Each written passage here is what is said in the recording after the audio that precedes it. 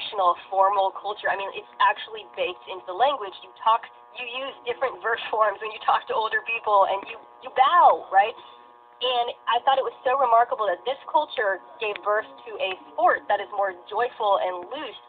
And a lot of Koreans did tell me that this is where we come to let loose and to celebrate. And perhaps that is the case, that in America we don't need that sort of release that they do.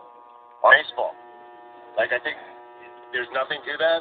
But why is it different from other sports? Like in America, Conversation, like 7 minutes. It's the history of this sport, and it's the way Ian Kinsler was taught to play, and it's the way Ian Kinsler is going to teach the next generation how to play the game. I don't like many of the unwritten rules, but the way it's been for 100 years. Yeah, I don't necessarily think the problem is the style of play. It's the throwing a baseball at someone's head when they decide to not play your way. That's the issue. I just love that they're treating these things as a party, and understandably, because they're games, they're celebrations, they're festivals, but we, the Americans, decide that our party needs to be the top deck of the Titanic ship with Billy Zane on it. We've got to make our party stuffier. Ours is a tuxedo party. Theirs is a costume party.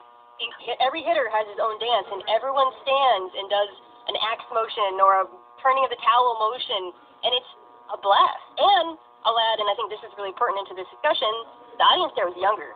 I remember going, and I was just surrounded by 20-somethings, 30-somethings, something you do not see in Major League Baseball stadiums. I'd like to see that. I'd like to see stuff like that in Major League Baseball. I don't think we will. I don't think we ever will, but I'd like to see it. Not as long as the voice, the oppressed voice of Ian. Now you can test drive Snapshot to see how much you can save before switching to Progressive. Visit Progressive.com.